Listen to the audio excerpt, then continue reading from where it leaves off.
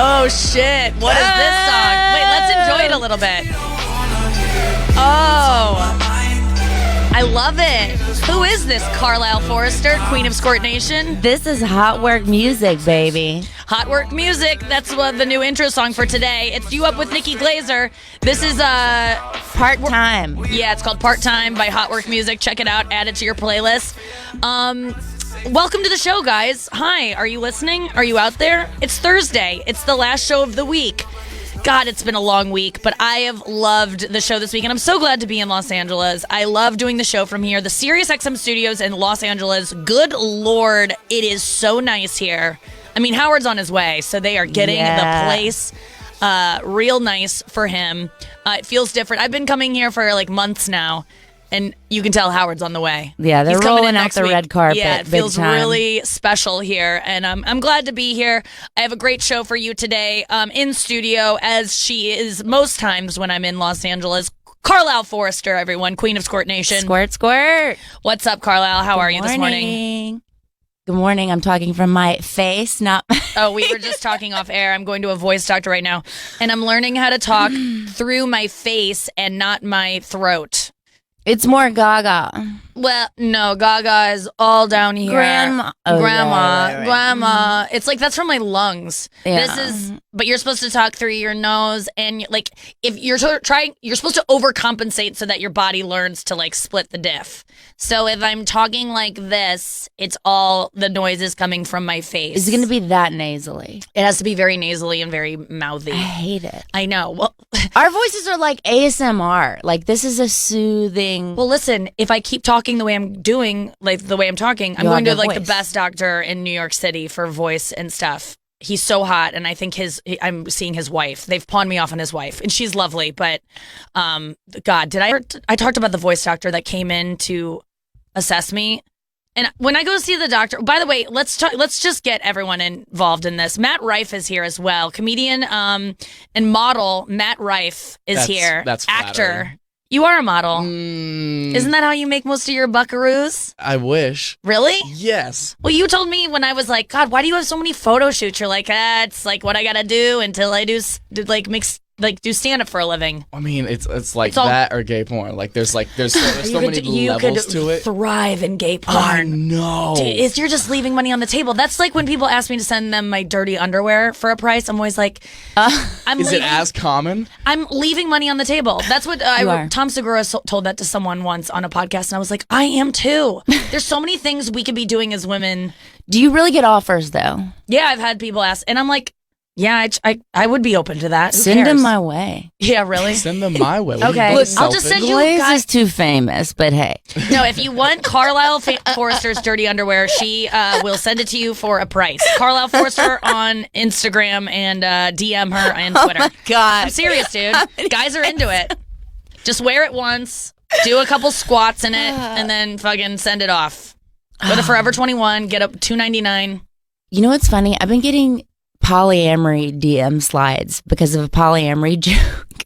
Oh, really? Like, a lot of couples think I'm like because looking. You posted it on Instagram? Yeah. Oh. Well, and people and Well, I you're not tagged- not. Well, no, but I hashtagged, like, I looked on Instagram and there were just all these hashtags having to do with polyamory. And because the joke had that word in it, I just used all these like poly life, poly this, poly that, and then got all these random Polly Pocket, followers.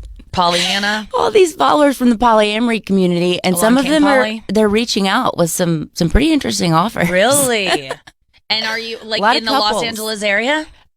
Some I got some after Irvine, actually. Really? So, a little drive. I don't know if I'm going to sit on the 405 for that. You know? Yeah. To be a guest star. Come on. Oh yeah. Well, we've talked play a about this. cameo. You don't want to be the third. No. What's I don't the want a fun in couple that? talking about me afterwards. I Right. want to be a couple talking about this whore that just left. Yes. This we whore want that I appreciate. We want to make inside jokes about your pussy. Like, Yeah. you know what I mean? That's just that's how we bond. Dude, I used to have a joke about like I don't want to have a threesome because I don't want people talking about me behind my back like behind my back, literally, like as Just just like no, like I know, that's you're doing the worst thing for radio, but it was a hilarious mime of like, I'm in the moment. yeah.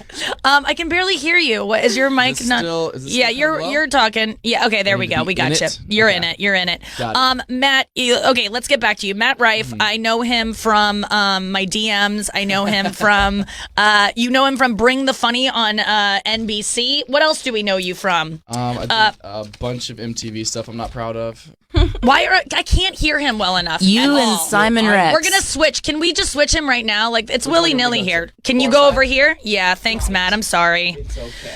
So, wait, what did you just say? MTV. Oh yeah, you were on what's it called?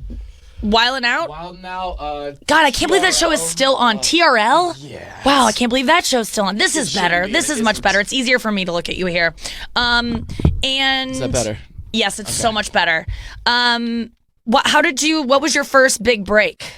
Wild and Out when I first moved to LA. I was here for like 2.5 years, and I had just finally gotten a job at Ralph's. I was gonna be a bag boy. Oh my God. I went through the training and everything, and then like Which 2 days Ralph's for the before- people in the LA area? Yeah. It was the one on Fountain and La Brea, I want to say. Good one. I went through all the training, and like 2 days before I was supposed to start, I booked the show, and I was like, well, Oh, that's going, great. obviously. That's so good. Yeah. When did you move here? How old were you? 17. 17. Yeah. And where did you move? What was your plan when you first got here? I mean, just Did not you know college. anyone? I knew a couple of people, just like comics who would come through Ohio, and like I'd done like guest spots on their show and stuff You like started that. comedy when? I I was love that your 15. plan was just not college. Yes. Yeah, there's just no way. I hated school I had a so similar much. plan. Yeah. Really? Yeah. No one in my Just that family's was my ever plan. been to college. Not Like there college. was no pressure. They were just like, don't die, you know. Fuck it. Yeah, just At this don't point, die. it's just dead. Yeah. I had no plan really. I had just been doing stand up for 2.5 years at this point. What made you start stand up at the age of 15? How does that even happen? I was just like a huge fan of it growing up, Mm-hmm. from like the age of probably 12 to 14, and then when I was 14, my mom won tickets on the radio to see Dane Cook in Columbus, Ohio. Oh my God, and that was probably at his Oh, like peak. Yeah, it was amazing. Right. And she took me to see him, and it just something kind of clicked. at a theater or an arena. It was or Nationwide Arena in Oh, Columbus, wow. Ohio. It was huge. And then I entered a school talent show like the next week, and then the next year, my mom started taking me like to the open mic at the Columbus Funny Bone. Cool. Yeah. I've been there so many times. That I love. You're from near Columbus, or are you from I'm Columbus? from like an hour outside of Columbus, Okay. like middle of nowhere. So you would drive an hour to go do the Columbus Funny Bone open yeah, mic that was like my recreational in thing that to do mall, after the school. Easton Mall. Yeah, the Easton Mall. That's Yeah. all we have. I love that club. That's one of the best Funny Bones. That's a good place to start. I'm also from the Midwest, and I find that it's St. Louis. I'm from St. Louis, but Cincinnati. Originally, but Cincinnati's a great comedy scene. I love Dayton when I've gone there to do stand up. Like when I first started out, I don't know what it's like now, but the Midwest has just so many good little comedy pockets, and it's a good place to start. Mm-hmm. So you start at 15, you're doing stand up at the Funny Bone. Wait a second, I have to ask you this. Were you like obsessed with Dane Cook? I mean, like, Oh yeah, like at like his peak career, absolutely. Yeah. is that who you initially? Because when you're young and stand up, and most people start stand up in their 20s, dude, your eyelashes, Carlisle, are like distractingly long. What's going on over there? I can't I even kind of like. love him. I love them, but they're amazing. I'm not even. I've Poppin'. just have Serum? on, it's the serum. Yeah. yeah, you're using some serum. not Girls, even look doing into it. Lash Boost, Rodan and Fields. You can DM me about that too. Yeah, but it will make you blind slightly. I've had friends kind of lose their vision. I've not experienced that, There dude. are- Don't put that out there. Well- they're probably not wiping off the excess. What? Really? Well, this is the thing. It says very clearly if there's any extra, take a Q-tip and wipe off the excess. No, I've So never that's read an probably- instruction on a single thing Well, in my life. if you would have read the pamphlet, Nikki, that came with a little tube of mascara. You're right. There was a 5-page pamphlet, I and it know. explained it on page 3 of the 5 Yeah. that you had to wipe off the I excess. love that that's most of your reading is just instruction manuals for makeup. I get it done on the toilet. It's really easy to fit it in. Well, your lashes are popping. Back to learning. Matt. I'm okay. learning so What was the much. town in Ohio, by the way? Because I lived in Zanesville. Did you and really? Hated my life. Oh, for what? 6 Yeah, months. I'm sorry to hear that. Yeah. It's called North Lewisburg. You've okay. never heard of I've it. been to I thought Zanesville maybe it before. would've, yeah. I have family in Zanesville, Yeah. and that's where that guy had that safari, that all those animals that got loose in like 2009, I want to say. And they didn't find all of them, by the way. No, they're still out there. Yeah. Oh my God. And just no one brings it up. Yeah, that's so funny. Matt's like, he went to my church. The tiger, the Siberian tiger. He ended up. Honestly, it's leading like the Sunday most school. exciting thing to ever happen there. mean, It's so Anywhere boring. that happens, though, that's gonna. Like, if that could happen in St. Louis and we'd be like, Nelly, who? There was a safari let loose. I mean, that is the coolest thing to happen anywhere. Okay, back to you, Matt, because I had Nate Craig and Matt Fulcher on and Andrew Collin on the show yesterday, and we were just talking about getting started in stand-up and how who you want to be initially. Like, you don't have an identity when you start. And I was saying, when you start in your 20s, like, it's embarrassing who you're just ripping off. I can always tell by watching new comics, like, who their favorite comics are. Mm-hmm. And I can even tell it from like myself or like people at my level of like, oh, who are you? We all are like an amalgamation of the people that we love the most Right. to watch. And you have the interesting thing of opening for the person, because you open for Dane now, right? Didn't you see that? Yeah, that's kind of crazy how that went full circle. That's like me too, because this one inspired me to do stand up. Really? And now I open for her, which was like my dream. And It's kind of surreal, right? opened Yeah, the other day. It's insane. I was on a show with Sarah Silverman and she got off stage and we like hugged as I was walking up to the stage and it was the coolest moment because the whole audience saw her like validate me. Yeah. I don't know why. Like I couldn't even enjoy it on a personal level. I was just like, people know that I'm friends with her. And she just did the thing of like, you were great. You know, she like she just does her Sarah Silverman like bear hug. And then I walked on stage and I like couldn't stop thinking about, and I was just like, I have to just take a moment. Sarah Silverman just hugged me, and you all saw that, right? Like I had to like check with them, and they were like, she's like my friend. Yeah. I think it She's was so such cool. a sweet person She's- on top of being hilarious. I know, it's so ridiculous how awesome she is. And okay, Matt. So you started off. What were some of your jokes at the age of 15 that made you stand out? Like, did you have? Obviously, you had some promise back then. I can't remember like any of like my first stand-up jokes. Thank God. I just remember almost shitting myself like on the way Literally? to the stage my first time. Like I was totally fine when they're like, "Hey, you're next," and then as soon as they called my name, just remember being like, "Oh, like, I'm not gonna make it 5 minutes. Like there's no way." Without literally pooping your pants? Yeah, I was so nervous out of nowhere, right. and it was fine. I mean, looking back, it was like a horrible first set, but like, Yeah. it was well enough for me to want to go back the next week and the Yes, week after yes. that. I mean, it was a lot of Justin Bieber comparison jokes and stuff Oh, like yeah. that. But I was also like pretty dirty when I first started. Mm-hmm. Like my mom and my whole family has like no filter at all, so I could talk about whatever I wanted. So I also feel like you kind of have a leg up starting at that age because like I've never been booed ever. Yeah, people Not- are rooting for you. Yeah, people don't want It's to a boo kid. a 15-year-old. Yeah. Yes, it's kind of a crutch, I guess, for a little bit, but you have to like kind of break out of that. Yeah. And then you moved to LA and you had built an act at that point. You had an act, I mean, you could call it that. but it was 2 years in. So Yeah. I was the same way when I moved here. I was I had 2 a years sick in. music cue. Oh, you did? Oh, yeah. No. It What was it? So I started off doing a lot of black rooms. So Mm-hmm. I would do some, I think it was like a one-armed hip hop dance or something like that would crush in Atlanta. Yeah. But like a room full of white people were like, what is happening? Yeah, you had to adjust. Yeah, I'll never forget Eric Griffin had me host for him at the Pittsburgh Improv after I just did like 2 months in Atlanta, and I went and did like the blackest set. Why were you in 2 months in Atlanta? So I got a manager who owned a comedy club there when I was like 16. And the summer between my junior and senior year, he wanted to like fly my mom and I down there to like kind of just work out at his club basically. And my mom couldn't stay, so she ended up just like trusting me to stay on this guy's couch Oh my God. for like 2 months, and I would just like Is this do Marshall guest Childs? spots. It was who? Is it Marshall Childs? No, He's- who he's is a- that? He's a guy that runs a couple clubs in Atlanta. Really? What club was this in Atlanta? It was called the Uptown Comedy Oh, so Corner. it's gone.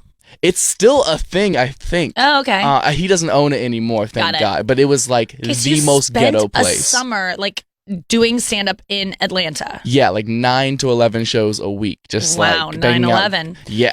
Okay, so then you moved. So you opened for Eric Griffin at the Pittsburgh Improv. Oh, and just ate the biggest dick. Because like it was all like 40-plus-year-old like white people, and I'm doing like the most ghetto act somebody could possibly do. And I remember getting off stage, and he just goes, "What was that?" And then he goes and like crushes for an hour. I'm in the green room just like hating my life. Like, I don't want to do this anymore. Yeah. I took a Greyhound bus from Columbus to do 5 minutes. Like it was the biggest, grossest feeling. I know. It's The worst is whenever you bomb and then you have to go get on a Greyhound bus. Oh yeah, the I've saddest been ride there, home. dude. I've fucking been there, and that is the absolute worst. That's like to top it off. Now I gotta go sit in the Greyhound bus station Yeah. for however long. Yeah. There was a guy who OD'd on my bus back, actually, and I was just like, Jesus. lucky. you Lucky. know? Like, Can I just- easy way out. I think it's even worse that you have to go back out on stage and like bring up the next, like Yeah. after the feature act, that you have to like come back up and you're like,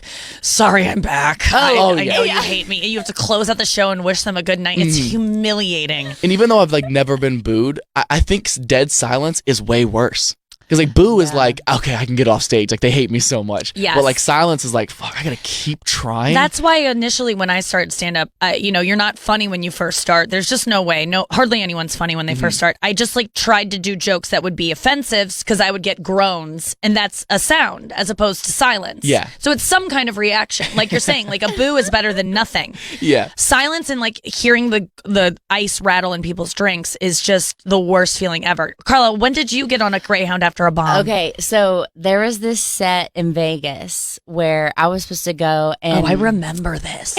I wasn't gonna host, but I was gonna do guest sets, and it was supposed to be like this was gonna be the first set of like a 4-weekend thing at I don't know, Planet Hollywood has like some theater called like the V Theater, and the Greyhound bus to get out there was $20. So like, why not? I'm like, oh, I can get myself out there. I'm like, yeah, okay, I can do this gig. And I rushed to get out there. It's like a rushed thing for whatever reason. And then on top of that, the Greyhound bus breaks down. I'd given myself a 4-hour leeway thinking, even if it broke down or even if it was delayed. The worst thing could happen, I'd still make it. Yeah, right? I'm like, 4 hours is a pretty good window. Nope. Someone I could wake OD up- on this bus and I would still make it. We stopped to a dead stop. Like I fell asleep on the bus, woke up to a dead stop on that highway going out to Vegas because there was like a car accident. Cut to, I get to the theater maybe 20 minutes before showtime. Oh, wow. Maybe. The comedian that's picking me up, Mike Favorman, is pissed. He's like pissed off because I was also asleep and had my phone off and didn't alert him to this change. So he was like there waiting. Well, that's why. I know. But then, so anyway, and then I go, and literally the first time I see the venue is when I walk on stage. Never do that if you're a comedian. Like, take a second to just go and like see the room. Yeah. Like, just read the room. No clue. It was a huge theater. I stepped out. I guess it was like a lot of foreigner. I feel like it was people that didn't speak English mixed with just like tourists.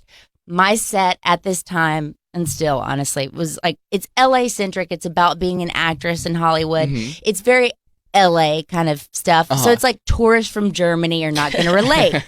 Also, I remember like telling a joke about like sleeping with a married man and literally looking out and seeing nothing but couples holding hands at one point. Oh, yeah. And like I could see them, like they Yeah. were well lit, and all I could see was married couples from the Midwest holding hands and like not enjoying me at all. Right. And so after I went off, it was horrible. And the comedian that like had hired me or whatever was like, yeah, I think we're good. Oh, So you no. didn't get to do the rest of the shows. No, I didn't. I was not asked to come You were back. fired, pretty yeah, much. I was pretty much fired. And then Mike Favorman filmed the whole thing, and he was like, you have to watch this. No, did you? He was like, you will learn more from this set than anything else. He was like, you have to. Oh, and I left No, out this I detail. disagree. I was in my bus clothes because I didn't even have time to change. So You had I 20 was minutes. running out. Yeah, I was running out in just like bus clothes, no makeup, like this, like what I look like now, basically. This is great. And- This is fine. What do you mean? Well, I'm just saying, like, rolled out of bed, basically. Rolled off the bus nap. like every man walks on stage. Like, who gives a shit about exactly. your outfit? Wow. Well, when you don't have the material to back it up, different. when you don't have the material to back it up, it would have been nice to, put some curls in my hair. That's something. true. Throw If you're on not an eyeliner. offering any jokes, you should at least If you don't have a punchline, put on a lip gloss. Be nice. That's, Being that's like what I say. very hot women, do you guys find yourself alienating like wives in the audience? The thing is, I've seen Carlisle do these jokes about like fucking married guys, and I used to have jokes about it too. Which I've never fucked a married guy, but I've been fingered by one, and it is uncomfortable because women are threatened and they don't understand. Like, I don't want to fuck your ugly husband. Right. Don't worry, bitch. It's just not a good thing to put out there unless you talk about being away from it. Yeah. Like if you're saying I'm currently doing this, put some distance. Mm-hmm. Mine is in the past. Yeah. And then I give my excuses of. But the thing that happens is now it's not a thing for me because I think that I've found a way to endear myself to the women and not make them feel threatened by being like by just talking about how the whole punchline of it was that he was like, I always say in my defense, he said it was an open marriage. So like I was trying to make the women feel comfortable with that line. And then I'm like, but I found out that the only thing that was open was the window I had to crawl out of when the bitch got home. Well, that's hilarious. So it's kind of... Don't call her a bitch.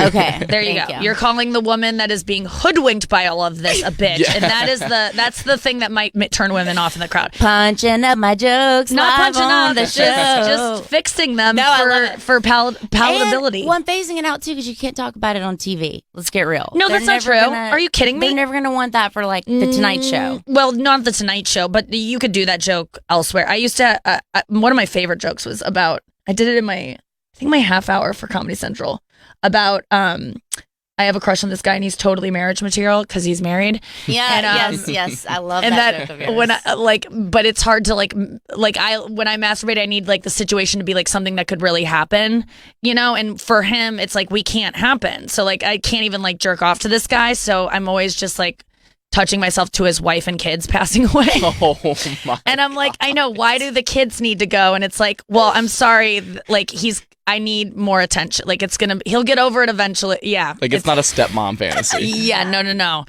At this point, though, I could totally be I'm like, oh, that's how I'm going to be a mom, probably, is being a stepmom. I just want a kid to yell at me, still intact. You're not my real mom. I don't have to do what you say, and slam a door. I love it. I am that person. And you get to keep a tiny waist and no C-section scar, baby. Yeah, and I get to go, well, you're not my real kid, and I don't have to do what you say. Yep. So, fuck you, Brad. Kyle, whatever your name is. I would be the best stepmom ever. I'm looking forward to it. But that's, yeah. I will say that like there are times that I think men don't laugh as hard at women on stage because, and especially attractive women, because their girlfriends are with them. Mm-hmm. And if you laugh at a woman and you like what she's saying, that means you want to fuck her. Right. And, obviously this guy is dying to fuck me because he laughed at one of my punchlines. So the girl gets like mad. And if she's not down with my jokes, then especially he's going to get a talking to afterwards. Mm-hmm. So then they both sit there silently. But now that's not an issue for me because people come to my shows knowing who I am and what I'm about. But back then it was totally a thing. And what else was I going to say about that? Yeah, what about you as an attractive man on stage? Do you find that men are threatened by you? I don't know if threatened is the word, but like don't like me immediately. Yeah. Yeah, there's nothing to like about a hot guy doing stand-up. Literally nothing to like. It's really obnoxious. That's why I asked you. I did your show that you have at the Comedy Store. Yeah. Also, if you want to go see Matt Rife, you can see him at. Oh wait, that's Carlisle. Where can we see you? Are you performing anytime soon? Laugh Factory tonight, and then I'm in Atlanta next weekend. Nice. And like November, I'm in New York, Dayton, Cincinnati. And, wow. Somewhere. Charlotte. Matt Rife, R-I-F-E, Carlisle Forrester. You can see her in Oxnard at Levity Live, Oxnard, California, next Wednesday, October 9th.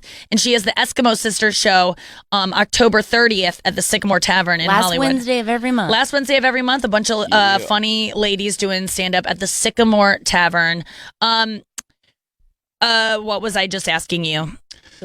About you did my show. Yes, I did your show. Yes, I did your show, and you do a stand-up set, and then you and what's his name? Paul Elia. Paul Elia. Yeah. Come on stage, and we talk after my set. It was so fun. I love any show like that where you get to like do anything but stand-up. Yeah. Kevin Nealon's show is like that at the Laugh Factory. Just like you get to talk after your set. I'm always like, can I just like not do a set and just come up and talk? But it was so fun talking to you because I got to ask you about being so attractive. I mean, you're so hot. I mean, if you go look at this guy on Instagram, it's like pretty nuts. And your pictures are so hot. Like you're a model. You like post all these shots. You are a model. You don't. I hate it, but thank you. You are. And you have all these model shots, like shirtless pictures. You just look like, I mean, they're just like perfume ad pictures, right? Like at a bus station, perfume ads. Not, I didn't mean to say bus station, but like. No, it's like homeless people would sleep on me. Like, yes, okay, like they would look at you and be like, I'll never have that. Okay, so. They just look at me like a roof. But I was like, why are you funny? Like, no one who's hot has a reason to be funny if you have been attractive your whole life. And you're fairly young, so it's like, you've probably been good looking for a really long time. And that's just not the case. No, I was ugly up until like 2 years ago. 2 years ago, you figured it out. In what way were you ugly? What way did you find that you were deficient in which led you to develop a sense of humor? What was your childhood like? Why are you funny? Oh, I mean, where do I start? I didn't have a dad growing up, so that probably had something to do with it. That's hilarious. I was like very short growing up. Short. Yes, that'll do it. Like the kind of quieter, small kid in my high school. Like I kind of like had to be class clown because like there was really no other like slot to fill. I wasn't like big enough to be like a jock or anything. There was no reason for me to be like popular. So I was like, how do I kind of fit in or like survival? Or if you're like getting like, I mean, bullying is a broad term or whatever, but like a way to just kind of like laugh it off and make a funnier situation out of someone making fun of you is just way. I guess I found it to be easier. Yeah. And then I don't know. I didn't have a jawline like at all, so that came out of nowhere. I didn't. You're like 98% jawline now. Just a bobblehead. Yeah. I got my teeth done when I was 20. You got veneers. Yes, it needed to be done. I had Ohio teeth. Yeah, hard. Yeah, I had Mississippi teeth. Did you really? Yeah. You have veneers? I have veneers too. Okay, I was about to say you have great teeth. That's amazing. Okay. Best investment I've you ever be in made. show business. Now, what happens? Do they ever like go? What's the worst thing that can happen to you? You know what happened. No, You saw the picture of whenever my tooth fell out because I bit into a grocery store chicken tender and it had been pre-cooked? sitting. No, it was, you know, the ones that are under the lamp? Yeah, the pre-cooked the ones. display. Yeah, the pre-cooked. And it was too hot. It had been under the heat lamp all day. And so I bit into it. And this is the fucked up thing. I'm trying to save money eating these gross grocery store chicken tenders because I'm broke as thousands fuck. of dollars. And this one bite, I heard a crack and I was like, no. And it just fell out onto the plate. And I saw, and it was half my tooth. And I go and I look in the mirror and it's just a little nub because they filed down, they filed down your original teeth to just nubs. And it's so yellow because it's underneath this and it's never been clean. So it's disgusting. You look a hobo. And I had a fucking show that night. I had a show in like 3 hours. So luckily I had the clear retainer that from whitening before or whatever. And you were able to pop it in. I popped it in the clear retainer and just popped it in and did my show. But that with little the retainer in bite of the grocery store chicken tender cost me $2,500. Yeah. Okay. And it's cosmetic because insurance doesn't cover it. Because they're like, you're a vain bitch. It's your own fault. Well, how much do veneers cost? It's like $3,000 a tooth now. Yeah, what? It's like 10, per tooth? It's like 10 grand total. Yeah. Well, how do you? Or What do like- you have 3 teeth? No, that doesn't add up. I had the top 6 and it was like 10. Oh, so you I didn't don't get know, them maybe a all? little- You can just get the top. Here to here. I got top 8. I have like a Hyundai Elantra in my mouth. What? Oh my God! Top 8, MySpace. Okay. Wait a second. And I had to make payments on it when I first got it done. So 'cause I that couldn't was afford it. So like, if I was so scared, like, what if I miss a payment? Like, Yeah. did What? somebody just show up on my door, like, time to collect? Bitch. Yeah. Tooth Fairy, this Liars. is like, So did you do your bottoms? I didn't do my bottoms. You did, no. and you don't need to. No, I didn't need No, they're bottoms like either. I had braces. smaller, but Okay. I had braces. So Did I you didn't really? need, yeah. I just, had Mississippi teeth. I don't know how. All right. No, I hear Yeah, you. teeth are a huge thing, and especially in Hollywood, like the pressure is white and straight. Like it's I had just, a casting director tell me I would never play a girl that wasn't from the wrong side of the tracks, and I was like, Because of your okay, teeth. God. that's it. Well, combine that with my accent, and it's like, all right, I kind Accent. of get it. I mean, but then you look at Kirsten Dunst and you see her teeth, and you're like, oh, she's fine. Even Gwyneth Paltrow has a little bit of a snaggle on one of her tooth. Like because I have one that sticks out, and I'm like obsessed with it, and I'm You trying to do fix it. not. Yes, I do. This one, it's fine, but it's true. I do, and I've spent $6,000 with Invisalign, 7, 8 at this point. It was supposed to take 6 months to fix. They still haven't fixed it. I'm thinking about just getting veneers on the 6 front ones because I'm just tired of I don't dealing think with you it. need it at all that for that. all. It's No. really No, You it have really great doesn't teeth. matter. It's If an intense my thing. career is going great. What a teeth gonna get? Can I like, tell you? Get me that I haven't gotten. You don't even stop working long enough to do all the fucking appointments that come with those veneers. Tell her it's That's a true. it's Is a it so huge many? process. Yes, and it's I so know. I don't back have and time to get forth. plastic surgery. It's a lot of it's like plastic surgery. You Yeah. go under. I mean, it's a multiple. I'm getting week something thing. done. I'm getting my lips done, I think, next week. And I'm like, oh, fuck, I Yeah, can't do girl. stand up for 2. But I'm going to just go do stand up. I'm just going to be like, I just got my lips done. Why Who would you cares? not? Yeah, they wouldn't Yeah, even be How able to big are notice. you gonna go though? Oh, very, very subtle. Like, Yeah, no, the I've done them subtlest. before and no one notices. And I'm like, they're so big. And people are like, legit, Nikki, no one could ever tell. And then I look at pictures from me when I thought they were so big and I'm like, I can't even tell. Like, Yeah. I want it to be so subtle that I told the doctor, I was like, I want it to be so subtle. I'm mad at you because I can't tell. And so that's how subtle I'll go. It just makes you a little bit hotter. I mean, listen, there's so many things you can do to just inch it up a little. Spray tan. Yep. White teeth, Inch it up. eyebrows, $10,000 veneers. No. eyelashes, veneer, like, and then like lips, just a little bit. We'll do a lot. Highlights. Okay, so You tell me, guys do a lot. it's so much work, and I don't like. I'm getting away from it. It's such a waste of money, and like I'm like, what am I gonna get? Something that I haven't already? I've gotten everything I Yeah. want to get with the face that I have. It's like, what am I trying to get? Mm-hmm. Yeah. And like, let's say like someone loves me now because I got my lips done. It's like, well, that person's awful. That they wouldn't like me before. Like that's Yeah. so stupid. No, I don't think it's that. I think it's just that you're like a little bit more confident feeling, or it's just fun for I'm you. It's just fucking fun. confident. I don't need that shit. Howard Stern really did talk me out of it, but I do think I'm still going to get my lips done because it's not permanent. It's not I think he permanent. was It's just talking like a about little like treat. don't get permanent things. He And doesn't I'm- understand. Guys hear that and they go, "No, it's not. Nuh-uh. It goes away. I know. It's not what he brought up." Lisa Rinna, like I know, I was like, that's from permanent. 1989. I know, that's when they used That to do, is like, not implants. the way they do it anymore Right. at all. Yeah, and it's so funny. He's like, "Don't change a thing about your face." I'm like, "I've already done stuff to my face." I was thinking that too. I wish I would have told. I'm gonna tell him next time I do the show and be like, "Listen, I didn't lie to him by not telling him that, but I'm just saying like You when didn't lie- guys go, don't do anything." I'm like, I've already done something. So whatever you like right now, it's Yeah. because I've worked on it.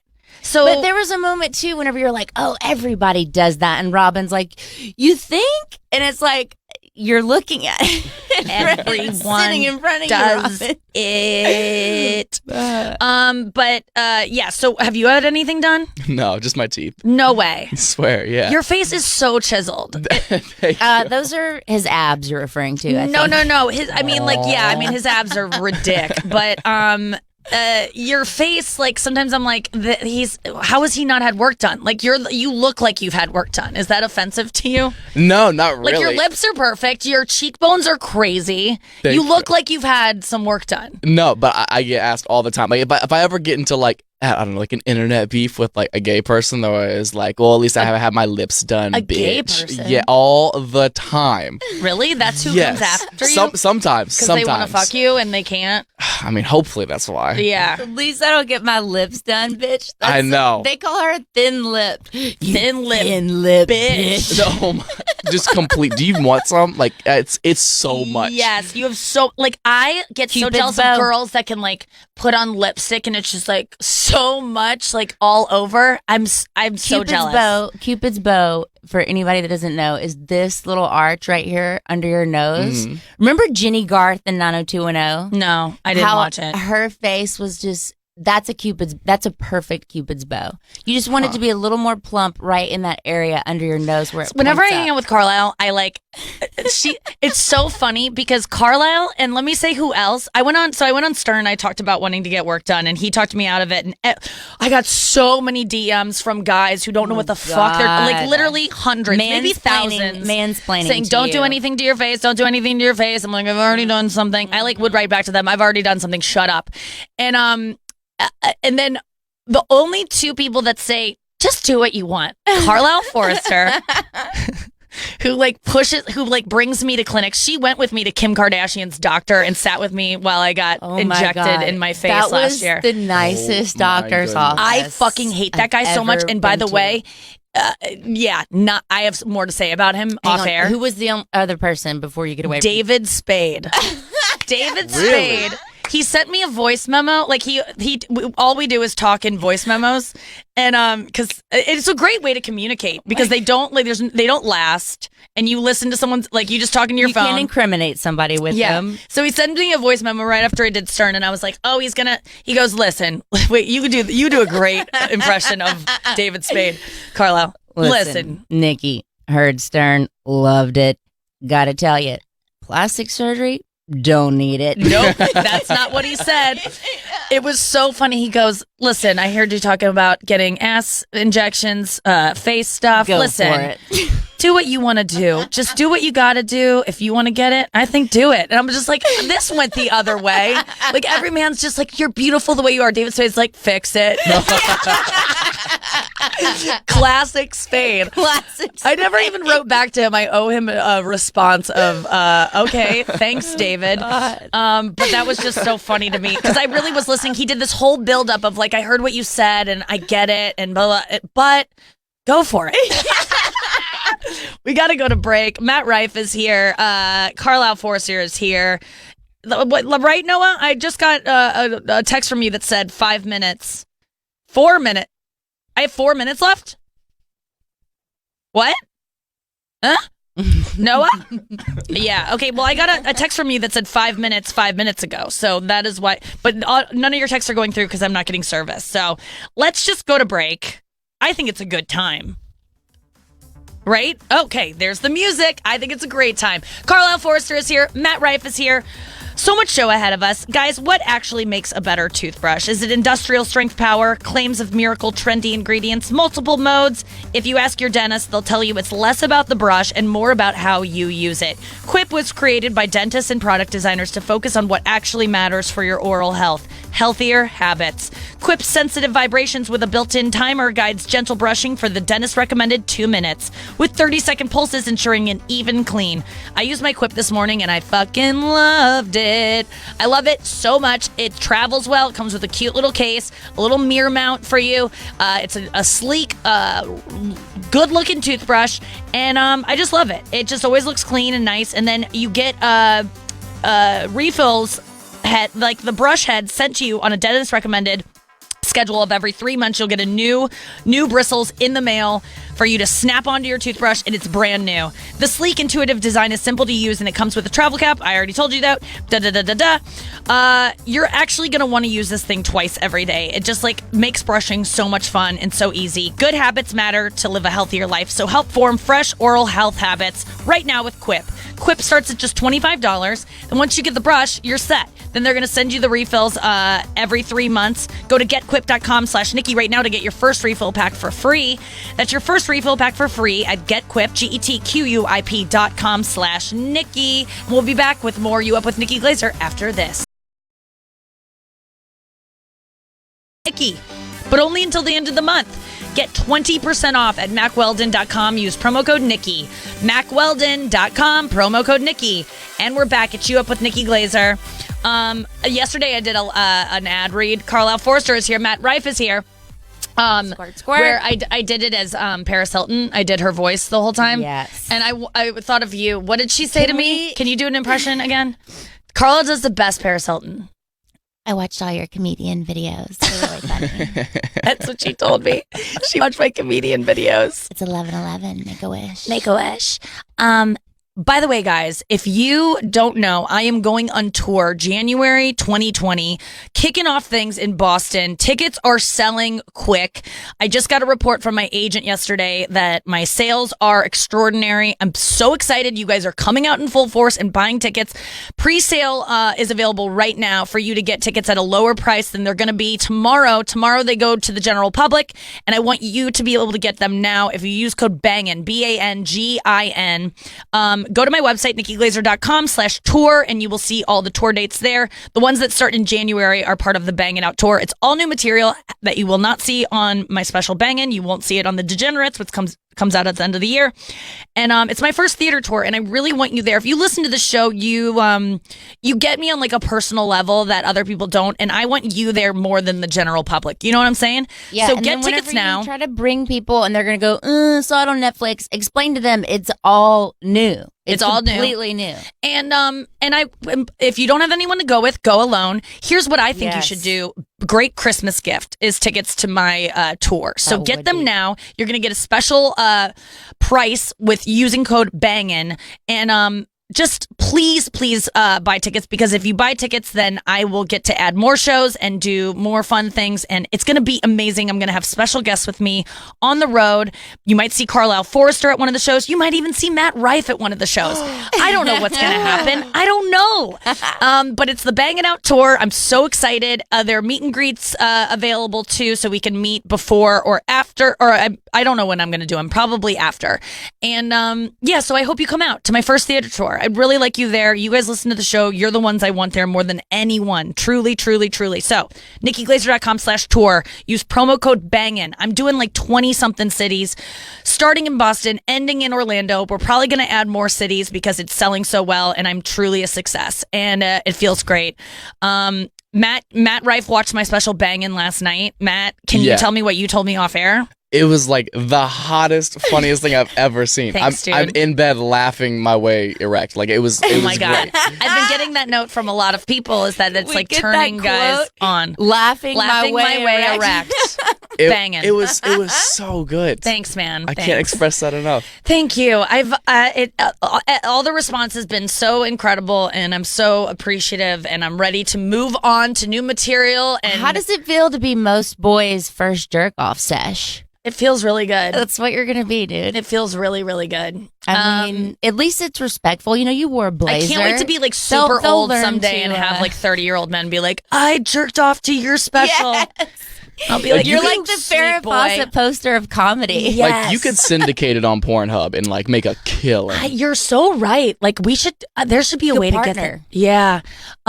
But I think I got a lot of flack for being like, all she talks about is sex. It's just like, shut up. I'm so tired of that. Like, it's all I want to talk about. Anybody saying that is got to be a female, because dudes are listening to it like, do you it's really? Men, dude. It's a lot of men. No, it's a lot. Women love it because they know that I'm not having sex. Like, they know where it's coming from. They feel very represented with my stand, where it's like men are just like, you shut up, you whore. Like, and they don't get. But it's not all men. Most men are extremely like complimentary. Yeah, I heard yummy cummy in my tummy, and I was like, it's so funny. Andrew Collin wrote that line. I have to say, amazing. I used to say yummy cummy, and then he was like, what about in my tummy? And I was like, of course you would add something about your tummy, and it's so funny. He was rubbing it at the time he came up with that, to be fair. Yeah. With it up and exposed. Yeah. There was like one comment yesterday about like, I was cringing the whole time, and I was like, you have issues with sex, and I'm really sorry for whatever happened to you in your life. Yeah, a dude. And I just like, it's just so funny to me because I work on myself and I am smart. And so I know that when you have a reaction to something, it's usually because you have some deep issue with it that goes like when a girl, if I say something on stage about like, I did anal and I shit on a guy, whatever it is, and a girl goes, ew. I'm like, one time this girl, she shamed me so hard. She was just like, ugh. And I go, what? And she was like, ew. And I go, I know for a fact that you have shit on a guy before. Based on that reaction, I know for a fact that you have had some kind of shit happen in bed, and that sucks for you because no one has that reaction unless you are so grossed out by it, like that. And she couldn't even say anything. I knew it. So And if you're these reacting strongly, people- it's projection, dude. Yeah, and these people are so stupid about themselves that they don't even realize they're outing themselves Yes. by saying these Yes. insane things. So he basically just DM'd you and told you that he was bad at eating pussy. I mean, yes. it's like this guy is so fucking scared of sex. Obviously, has something in his past. It's not something That's what to I be told him. proud of. I go, I'm dude, really and, sorry like, for whatever like berate. happened to you, and then you just. Then I just berate him. Turn it back on him. I'm sorry. No, I love it. I love coming after these people, like, It's like- almost empathetically. Yeah.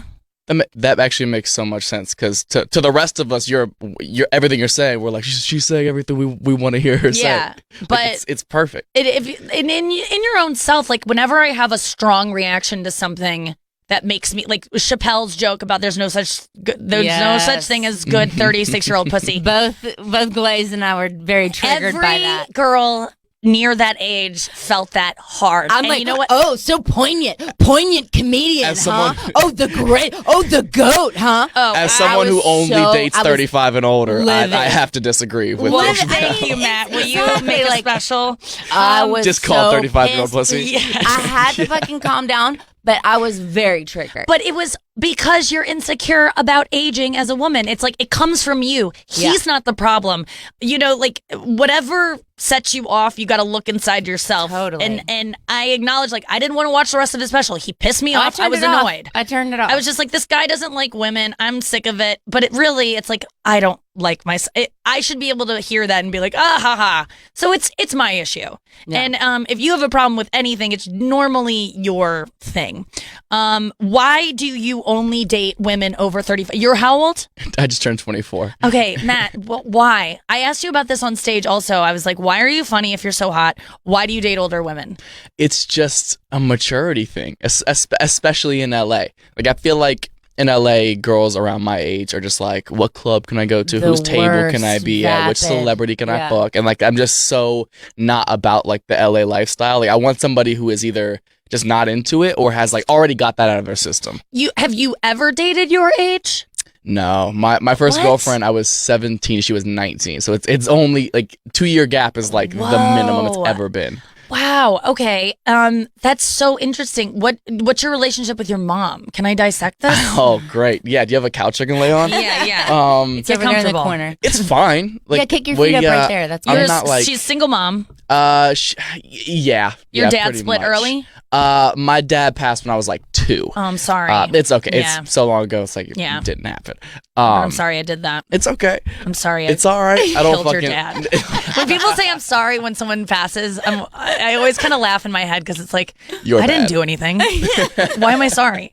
But no, I'm yeah, that sucks. So he passed when you were little. It was like you and your mom. Did she like remarry or? Yeah, she remarried my stepdad when I was like 5, and he and I like never got along Oh, like from shit. day one. He was Really? like the cartoon stereotypical like alcoholic abusive stepdad, like Fuck. trailer trash. Yeah. Like we just never clicked ever. So I mean, my mom and I She's were still with him? close. No, they divorced like a year and a half, 2 years ago, something like And that. so you don't know him anymore. No, I haven't spoken to him since I like moved out, basically. wow, Which wow. oh yeah, which I think he was just as excited as I So was. you feel betrayed by your mom for choosing a man who you didn't get along with a little bit. There must be something there. I mean, how could there not be? Right. So that sucks. I'm gonna But cry. yeah. You broke but it the fuck down. it's a thing. But our parents aren't perfect and they love us, but they make decisions that hurt us. But it's not a maternal thing. Like I have a huge problem. Like not in like a you don't control way, It's but not like a mommy thing. no, it's never like, oh, I want to be taken care of, Yeah. swaddle me, pay for all my shit. Like I Yeah. no, I would hate that so much. But It's are you very just, close with her? No, not really. Oh. Okay. No, I mean, yes, like it's so difficult. My life you are now. like Justin Bieber. Am I tweaking right now? Is it showing? I don't know what it is. You to be can't trace honest. it. Do you go to therapy? I did for a little bit, but then my therapist straight up ghosted me. Shut And up. like I was going for like 3 or 4 months, and like now I don't want to start over. I'm like, Yeah. oh, you should have heard the shit I had to deal with like 3 years ago. Like it's so much. I'm like, I'll figure it out. Yeah. or Do you work OD. on yourself? What do you do? I mean, I've just got a good group of friends, and working out and stuff, like playing sports helps because you can kind of relieve your stress that way. Yeah. Okay. So this is like Carlisle's dating a younger guy. How much younger? How young? We don't need to say his age because then. But how much younger is he than you? He's 9 years. 9 years. That's nothing. You guys are practically okay. twins. That's so much for a woman for a man to be older. 9 years ain't nothing. That's like normal.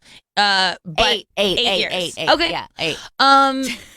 I remember my grandparents were 10 years. My mom and dad are 5 years apart, but like the guy's always older. And that's just like generally the way it is. What, had you ever dated younger before? No. And I don't know why, but I can't believe that I didn't figure this out. It's better, right? It's so much better. It's so much better. Why is it better? Because you don't date younger, so why should we? No, he's saying a younger guy and an older girl. Yeah, because like, I'm not gonna die soon. You know what I mean? Like, well, we that's can, like, exactly what I thought about too. Is like he's gonna be there to support me on my deathbed, probably, because I'm not gonna have children. So that was an actual fear of mine. You're gonna like, kill he's yourself gonna on a bed. And I feel like stamina is like also like a real thing. Like I have no job to go to tomorrow, so I have nothing but time to fuck you again. Oh yeah. That's a good point. Yeah. Totally. All right. This is all checking out. I've just like been inundated with young guys trying to get it lately. It's like no one my age is trying, because I think guys my age, I don't know what it is, but it is like you're the oldest of all the guys coming at me. And by the way, you're kind of coming at me. We all know that. If you just had your lips done, I could really get behind this. But I remember thinking like, oh, he's too young. He's 24. I've been having younger than that. Yeah. That's dude, crazy. This is the way to go. And do you know why? Okay, I just put it together. But they're also more mature. They're more mature than guys our age. I'm going to break it down for you right now. I used to like older men better because sexually they're more advanced, okay? But the only trade-off in that is that if a guy's older than you, for me, I'm still trying to come up in my career.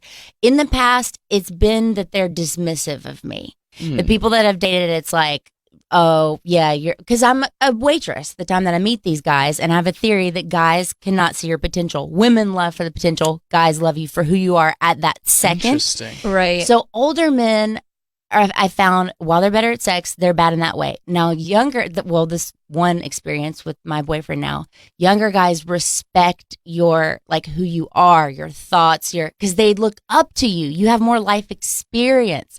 So my boyfriend now, he doesn't think that I'm a joke. He thinks I'm a star. And he's like, oh my God, I'm going to be here for like your rise to whatever. Like, this is so cool to be on this journey. And I've never seen that in somebody's eyes that I was with. I've only seen the opposite. In the older guys, I've only seen like, when are you going to give this up? You're not making any money at this, like that type of thing. Whereas my boyfriend now goes to every set, films it, like helps me with my, websites, my videos, all that. He's so supportive. And I think it really is because he's of this younger generation that's just more respectful, more woke, as they say. That's what I'm thinking, is that you guys were just raised by women that were liked themselves more, slightly more than the women who raised us. Yes. And not that there aren't still insecure women out there that have, but I just feel like the younger guys just like are nicer to women. Yeah. And are just like, they're more woke, is what you're absolutely right. I don't know what changed generationally between guys my age. There was a shift. I think that also says a lot about him though, and like his drive for things. Because I also find this the same, like it's almost like a motivation or whatever. Like if I respect what you're doing and where you're at in your life and where you're heading, it makes me want to like match that and kind of like be on that journey with you. Like if you're doing these things, like I don't want you dating a scrub. So like now I want to be better. Yeah, that's interesting. Yeah, I don't want to date somebody who's just kind of like, I don't know. Yeah, like I might move out of my parents' house this year. It's like, no, bitch, like get bills. The thing that I kind of, my hesitation is one to be fetishized as like an older lady. Okay, I had that too, and I told him very early on, I better never hear cougar or anything like that from you or your friends. Or well, we get the opposite, right? We get toy boy. Or but like how or fuck boy maybe or Oh, I'm not mad at it at all. Yeah, I just that's wanted to like a reiterate, nice like we have a title. I You haven't know, heard toy boy actually. really? I'm gonna Oh, it's all I ever am in a Yeah. tabloid ever. in a tabloid? Let's talk about it. Okay. No, you can't. You Okay, can't. never Oh, mind. damn it. God damn it. Well, just Off air. Google Matt Rife and you'll see some tabloid pictures of him with older ladies. Yeah, it's Nikki Glaser, TBT. TBD. Oh, TBD. Coming soon. Yeah, I just Come on, Glaze. It's the What fetishized thing. is it? Hold on, but it's also the what was I gonna say? It's I had a second one too that I was like, oh, that doesn't feel good. Just like I think it's the thing. No, not money. I don't mind. Like, I mean, guys are broke at every age. I mean, for you, I feel like it would be hard for you to meet somebody that was financially at the place you are, and that's always a struggle too with dating, because usually the guy's supposed to have more. Yeah, traditionally. Yeah, I like to be paid for, but I don't mind paying for shit. Like because I have money to spend. Like I'm not like I don't need. But it's nice if they're completely broken. They can't pay for anything. That's that's a problem. But No, like I want to pay, but like I want you to be able to pay. Yes. If it were to come to that. Yes. I want to pay for it, but like just in case like I forget my wallet, like you got it? Yes. That's how you feel about women? Yeah, kind of. Yeah. I mean, I insist on paying for like at least the first few dates. It's just I don't know if it's old fashioned. Right. It just feels right. I like the idea of like once you're in a relationship, then just doing I'll get this one, you get the next one, I get this one. Exactly. And then sometimes you get an expensive meal, sometimes they get you get the cheap meal, and it just all kind of balances out eventually. But I don't mind paying for stuff, but I think it's like what was my other thing about it? There was something else. But yeah, I think it's just like what people think of like, oh my God, she's like robbing the cradle. Of like, it's just about other people's perception, and which is the dumbest thing to even care about. Well, there's such like a huge double standard between like obviously a younger guy dating an older woman and an older man dating a younger woman. It's like it just feels it feels creepier. The role reverse, like an older guy with a younger woman, you just feel like it's so much more sexual. Yes, because it kind of is. And I have been so disgusted by men dating younger women in my own life, like my friends dating girls in their 20s, and I've given them so much shit. So it feels hypocritical of me to go, well, then I'm going to do it. But it also feels like, well, do it. I'm going to fucking do it. Fuck you. Like, Matt Rife, yes, sitting 24. right here. All right. Come We on. wore matching hats, Nikki. You can't even rent a car at with your signature consenting. Yes, absolutely, I can. If you want to co-sign. Hey, but look, you can send your assistant to rent a car for you. So problem That's so solved. true. All right, I'll just be in the consider it. passenger When you seat, have an warming up my assistant, you forearms. can date a guy. Have you had a girlfriend recently? What's going on? What's been your longest relationship? Just about a little over a year is my longest. okay. Yeah, I just got out of one about a month ago. Oh, a month? About like 2 months ago. Yeah. Yeah. And she that was 30 official? Yeah, she was 38. 38. Yeah, Wow. Yeah. And how'd you guys meet? Instagram, Instagram. of course. Yes. Just slid in, of just course. slid in. Yep. What's funny Is is that your main way? I mean, yeah, like when you everyone's meet main in way, I person think. now, like a weirdo. But Yeah. when you got those abs on Yeah, but I'm like you know, not just walking around the like third picture down. I don't want to say I've looked at it, but Third picture down. The fact that you know the number. So funny. So you met on Instagram. What'd she do? So I DM'd her actually like 4 years ago. Just I had a huge crush. I was like, oh, this girl's so hot. Yeah. And she had like 2 million followers at the time. Whatever. I had like 8,000. Yeah. And I DM her or whatever. No response ever. I don't even think she ever opened it. Sure. And then I re-up again when I get out of another relationship. Yeah. And she answered, and we started to hit it off or whatever. And I was like, did you know I messaged you like 4 years ago? She was like, I did. I saw it. But she was like, I thought you were so cute, but like you were way too young. And I was like, well, the age difference is still the same. Still the same. But yeah, we hit it off. She was a great girl. She was actually like the first girl that I was like, if I like had to marry somebody, that this would be the person. But there were just certain personality differences, and I was like, I don't know if I'm ready to like settle down quite yet. And like Did she want to? Yes and no, like not in like let's get married type of way, but like she's 38, I'm 24, like I'm not enough of a fuck boy to like if I actually care about you, I'm not gonna waste both of our time. Yes. I don't want to waste like your last like good egg years Yes. and like my best like freedom years, I Yes. guess. So I was like, I think it's just Because you weren't positive that it was gonna be the one. Yeah, and I'd rather just let you. Did you break be up? free. Yeah, Oh, that's hard. and it was oh my god, it drug out so long. And how long were you try together? To do it, about a year. Mm-hmm. I tried to do the nice way. Like I just feel like there's certain little differences we have that in long term, I don't know if I really want this.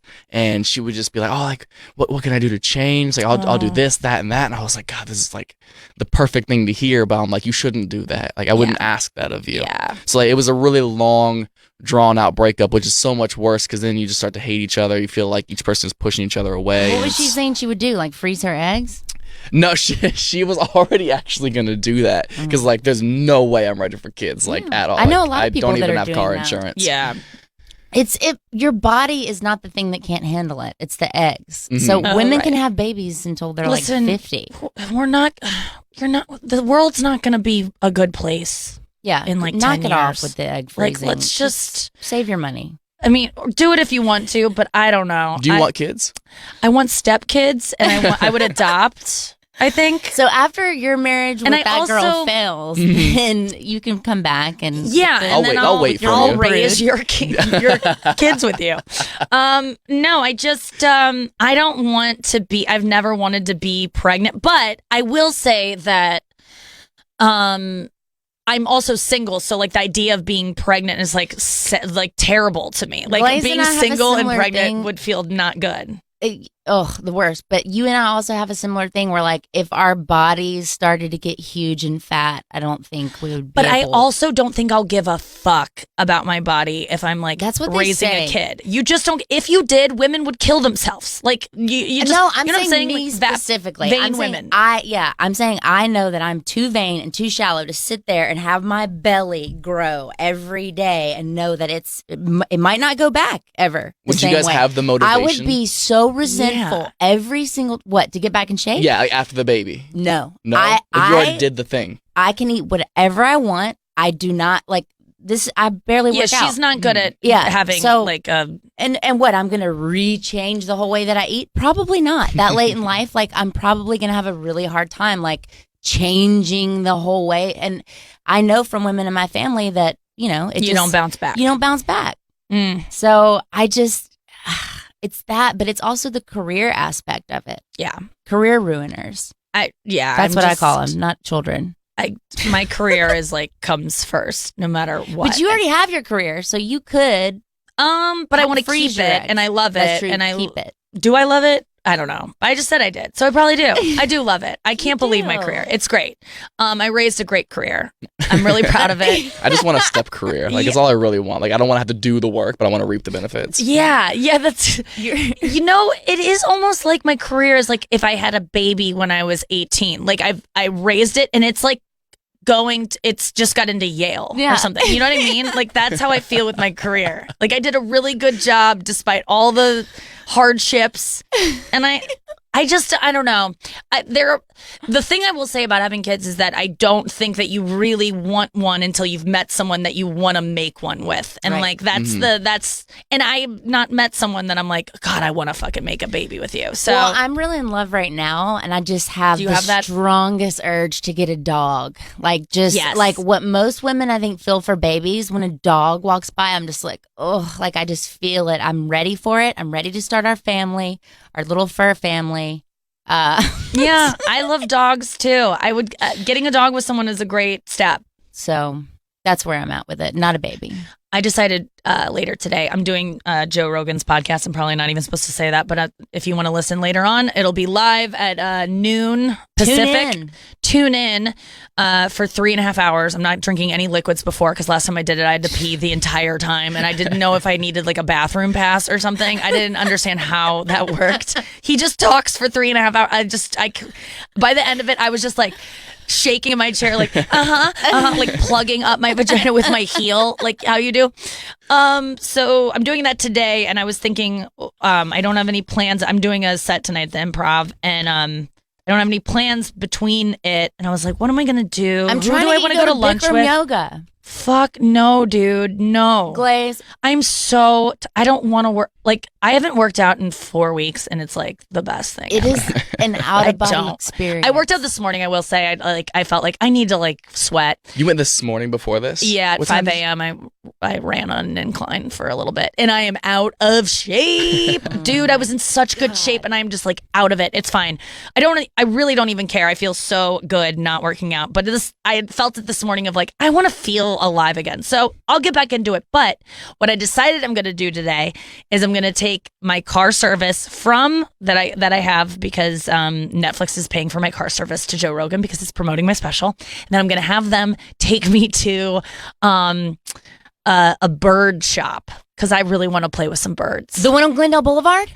Wait, is there one on Glendale? It's right by my yoga Is studio. it have birds out and about and on perches and you can just walk up and touch them? Yes, it's on Glendale Boulevard. It's kind of by your old house, and it's right by the yoga studio. Oh, wait, all by my old in Silver Lake? On Glendale Boulevard, yeah. What? There was a bird place over Yes, there? It's a bird store. And I don't understand how they stay in business. Oh, yeah, because bitches like me are just coming in and talking to birds and then That's what I do. getting out of there. I I'll go- buy something. I'll buy something for one of the birds there today to support their shop. It's a great place. I don't know the name of it, but I mean, you can't No, miss I it. go to this other place called Omar's, or at least I used to go there and just get my bird fix. And it, like, I just Your go, bird fix. dude, Matt, That might be it. birds are, how do you feel about birds? They're up there. they're I love birds. like what kind of bird? Like a Any parakeet, like a vulture. Bird. I love vultures are ugly, but I love any bird. Like little, like I find myself, I'll be walking with friends and they'll be like, you know, the little like birds that are like roll around in the dirt and like the ones that are just the most normal looking ones. They're tiny. Mhm. I don't even know sparrows. I don't Yeah, even know if I they're think sparrows. they are sparrows. But even those, like I'll be walking with my friend in New York and I'll see sparrow like roll. The other day, one was like giving itself a dirt bath because that's how they clean themselves is like rubbing dirt on them. And it was so cute. I was like, hi, little bird. Like I stopped. My friend was like telling me about her date rape in college. And I was like, hi, little bird. Like they're so cute. I love them. I want to hold them. I love birds. They are smart. They look at you. They know you. I'm going to go get some bird love later on today. It's going to be the best feeling. I'll probably Instagram it. I'm I'm so gonna send you excited. so I many not lived- moving bird gifts. Yeah. Oh God, so my I aim. lived with a roommate that had a bird at one point. Yeah? A huge one, whatever the green, the one on the perch, the big. I mean, the they're all blue, on a the perch. green, the A parrot? A macaw, parrot, Yeah, a type like- of parrot. yeah. Okay. So it would climb down off of the perch and walk around the house like, and you would hear the feet, and it would be so freaky because she would be in the bathroom like on the commode, and you would Commode? just It's like, hear what's a commode? it What the come in. fuck? Commode. You would just okay. You would Chase hear the makes- bird. Chase makes fun of this for me too. My boyfriend. Is it not? Do you not know what a commode is? This Of is the course most you per- do, One of but you? it's like No, I don't know what a commode is. What is It's that? a toilet. Just say that. Yeah, I know. Just I say call that. it a commode. I mean, Why? well, then now Why do now you the not? story's derailed. Because Now this she is in called it a Asia. commode. That's why. Yeah. Well, that was pretty What? much the story. So I was sitting on the commode, and then all of a sudden I hear this, and the bird was like coming into the bathroom. It was the scariest thing. Like I'm trying They're to. so shit. smart. They're like the raptors in Jurassic Park, dinosaurs and birds. They're It's all the same same. family. I love them so much. But the last time I went to this bird store, and then I'm going to go to break. The last time I went to this bird store, I met a bird that I was like really hitting it off with. He was asking all the right questions. He asked me if I want a cracker. I was like, I'm not doing carbs right now, but thank you. And no, but I really loved this bird, and I was like, what's his deal? I asked the pet shop owner. And they go, that's Ruben. And I was like, cool. And they go, he's 33. Just, that's why I love birds. They can be your age. Yeah. But have you ever had like a 24-year-old bird? Like, they can squawk like no other, and like their frontal lobe isn't quite there yet, so like they'll just fly anywhere. Matt Rife, hilarious. Carlisle, Forrester, this is such a fun show. What a great show. In Los Angeles, Matt Rife is here. Carlisle Forrester is here. We have a lot of show ahead of us. Let's talk about Third Love. And you guys can take a commode break if you need one. Oh, God. Third Love offers more than 80 sizes, including their signature half cub sizes. Find your fit with Third Love's online fit finder. It's, order and try on at home. Third Love uses data points generated by millions of women who have taken their fit finder quiz to design bras with breast size and shape in mind for a perfect fit and premium feel.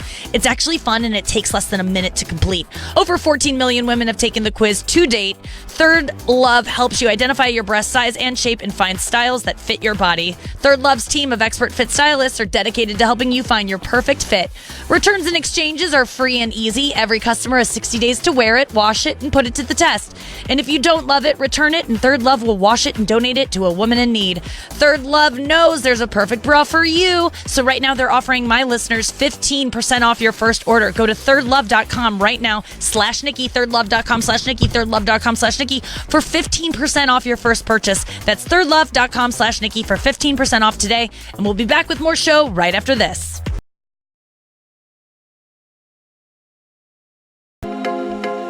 What makes a toothbrush better? Well, it's not what you think. It's not the power of it. It's not the trendy ingredients, multiple modes. It's about how often you actually brush and how long you brush. That's why Quip is the best, because it has a 2-minute timer built in. I did it this morning and I'm like, no way is this thing still going. Guess what? 2 minutes? It's longer than you think. You're not brushing your teeth long enough. I know that I'm not. For a year that I didn't have my Quip, I know that I was under brushing. Now I always brush for 2 minutes, and you will too if you get a Quip toothbrush. You're going to have the best oral health that you've ever had with a Quip electric toothbrush. I really guarantee it.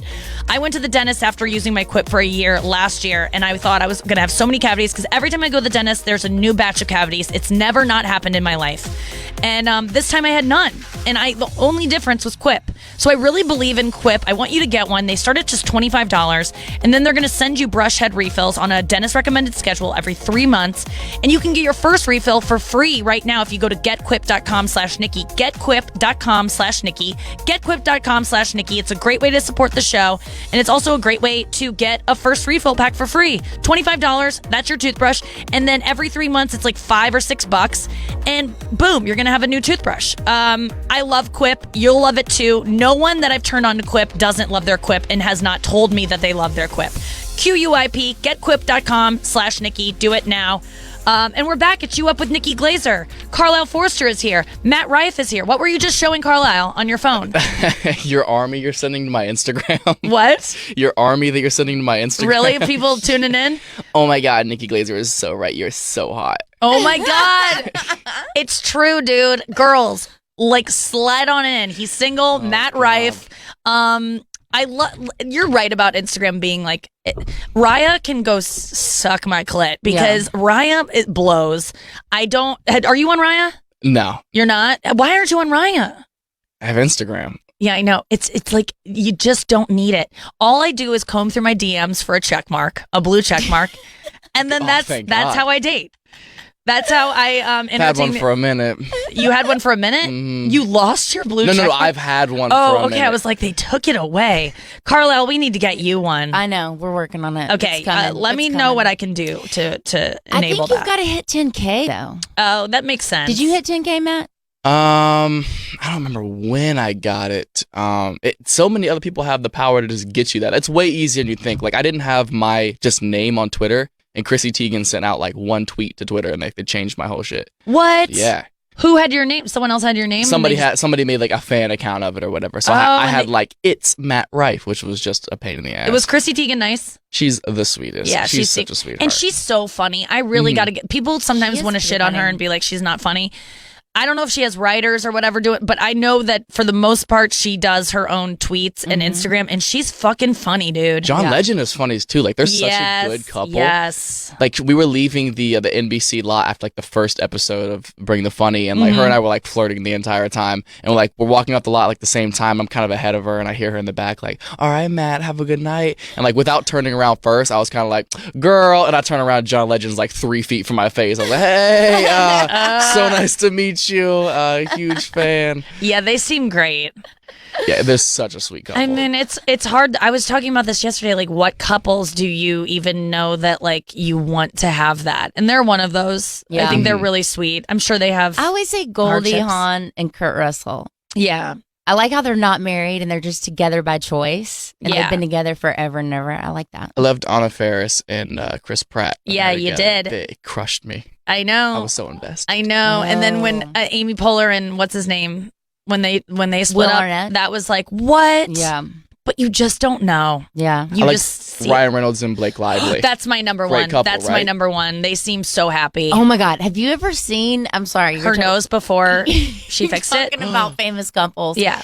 The Phil Hartman documentary. No. Of like the full story. Is it on Netflix? It's like on abc.com. It's not Oh, anything what? new, but it's like a 2020 about it. And Oh. I had never known like all the details, and it is fucking crazy. Really? Phil Hartman and what's her name? Bryn Hartman. Apparently she shot him, allegedly. No, everybody knows she did.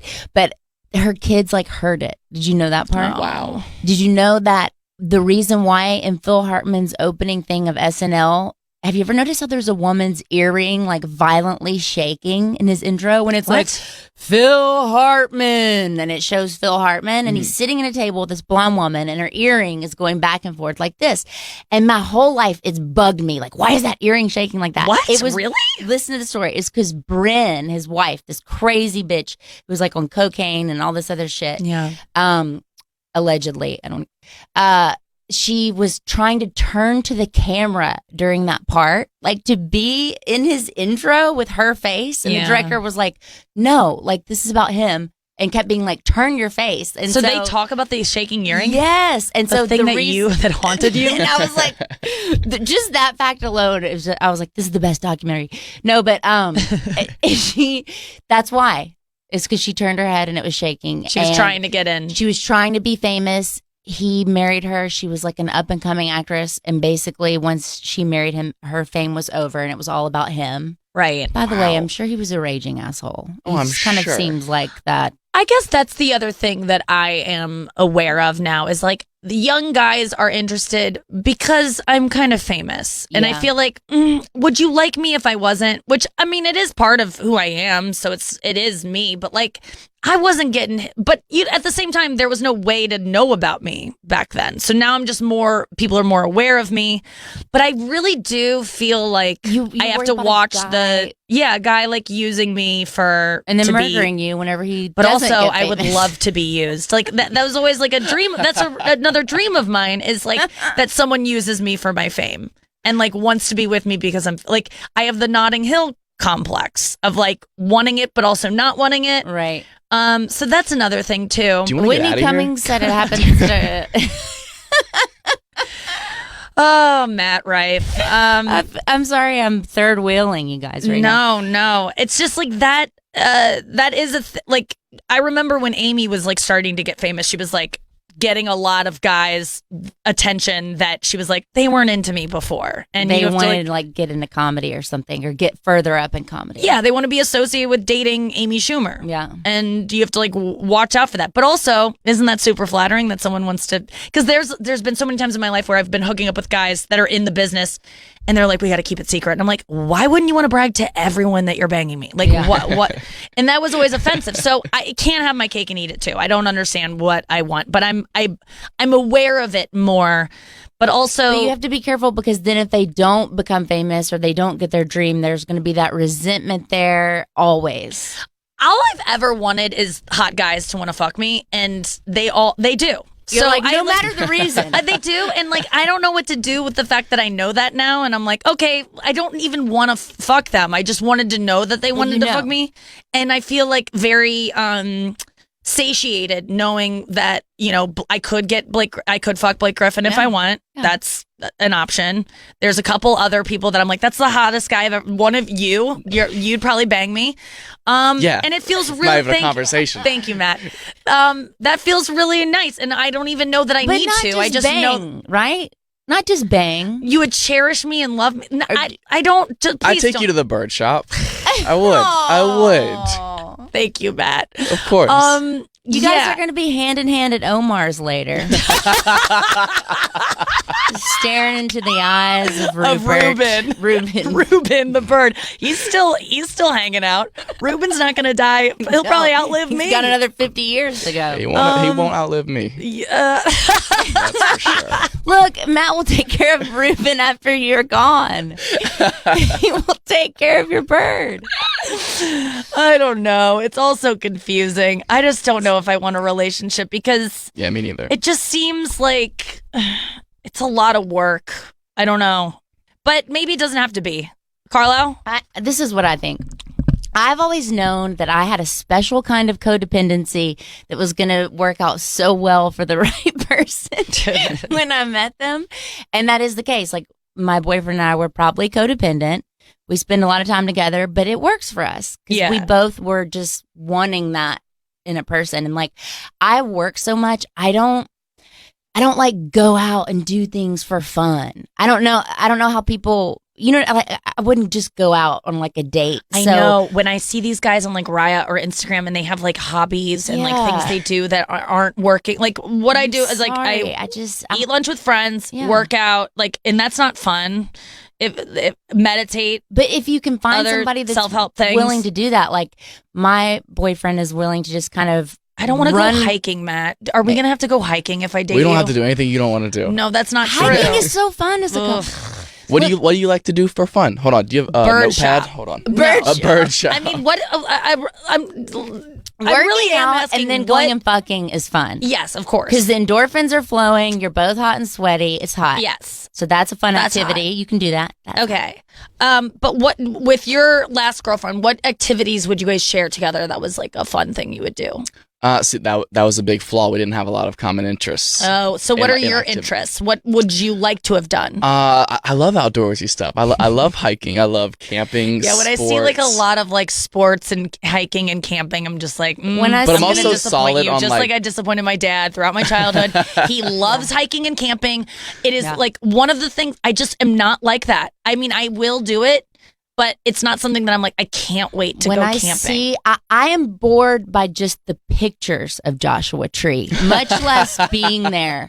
I'm so bored by these couples that go and take these weekends in Joshua Tree. What are you doing? I don't know what- But I like cute, simple local stuff too. Like going to like Santa Monica Pier, like just like playing games and stuff, or go to a movie or just stay home and watch a movie. I do have fun when I do that stuff. It just is. It's hard to do. Like, I just Tell would me rather what be, you want, Nikki. I just want to like sit on my phone in a room with someone else.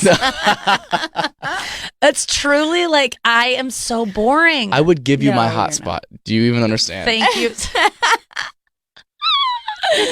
I mean, I could be. I want to be more adventurous. I think that is. I have to like get myself out of my comfort zone and do You mean like more a dog fun store? things.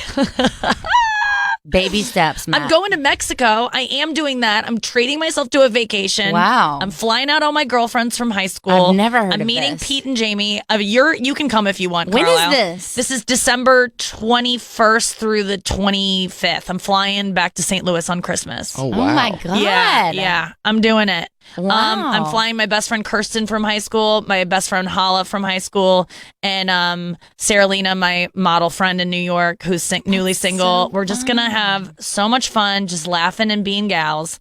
And yeah, you're invited if you want to go. What part of Mexico? Oh, yeah. I think we're going to Cabo, just Okay. because the Yes. whale sharks are in season, and I want to go I want to go snorkeling with a whale shark.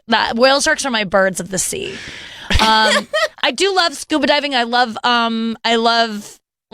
I want to get back into scuba dive. That'll be a hobby that I See, think that I could do. terrifies That's an me. intense hobby. That's like a lot Right? of time. It and did going, terrify me, too. renting a Life at tank risk, and too. No. You need to No, get a it's not. simple hobby No? you can just go No, do. your life is not at In risk. the ocean?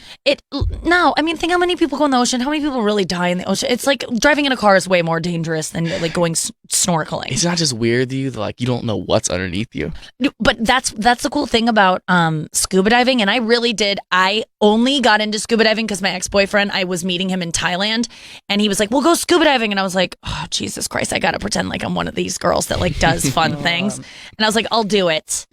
And I remember seeing a picture of Paris Hilton scuba diving, and I was like, "If this bitch can learn this, I can learn it too." Because I used to think she was stupid, but she's not. But It is so awesome. It takes the fear, because I don't go into the ocean to swim. I don't like not knowing what's beneath me. But when you're scuba diving, you can see everything. You're down with it. So it takes the fear away of like what's beneath here. It's like it's all there. And it's but then so what if meditative. something comes and you don't want to be by it and you can't get away it's from like it? it's not your element. You can't like run away or like fight it off. There's something about it that is so calming. It calms you. I swear to God, I can't explain it, but it's one of the most relaxing things I've ever done, and it makes you feel, because you can only hear your breathing, so it's very meditative. Right. Like before I was meditating, I realized I was meditating when I was scuba diving. Like I now looking back on it, I was like, oh, that's why I loved it so much. It was like really like you're in your own head, but you're outside of it, and you connect with fish, and you feel like if I died right now, who cares? Like it's great. As I'm talking about, I'm like, I gotta go do it again. I gotta get retrained, but it was awesome. It was so awesome. We'll go in Cabo. Yeah, maybe I'll get certified in Cobbs. Oh, you have to get a whole thing. Yeah, you have to take classes, but the classes are fun. Your instructor's always kind of hot, and like it's just like a fun day. It's fun. It would be fun to do with girlfriends. Yeah. I'll do it. But yeah, I like. Okay, I can get into that again. What other things do couples do together? What do you and Chase do together? We're doing a 30-day Bikram yoga challenge. That's fun. We're on day 3. Okay. It is fucking amazing. And I'm like a yogi. He's never done it. Just, you don't have to be a pro to go do this to get like the high of it. There's a point in the class where I just looked over at him, like I feel orgasmic. Like, wow. I was like this pose. Because I was telling him there's one that you could almost come from it in the way that your hands are like underneath your clit and you have to lay flat and all your blood is pulsing and you can feel your blood in these positions, like, because it's an ancient thing where like basically you're pinching like your spleen or pinching your thoracic, whatever, and then flooding it with fresh blood. Right. And whenever you do that, you can literally feel like Well, this brings me to... Sorry. No. This is perfect. I gotta tell you, I'm not coming anymore. Please. No more. No more coming. Thank God. No. Oh, because of the book. Yeah. I'm sold, dude. I am fucking sold. I listened to a podcast because the book is taking me too long to read. Let me talk about this. I have 5 minutes left before we have to go to break.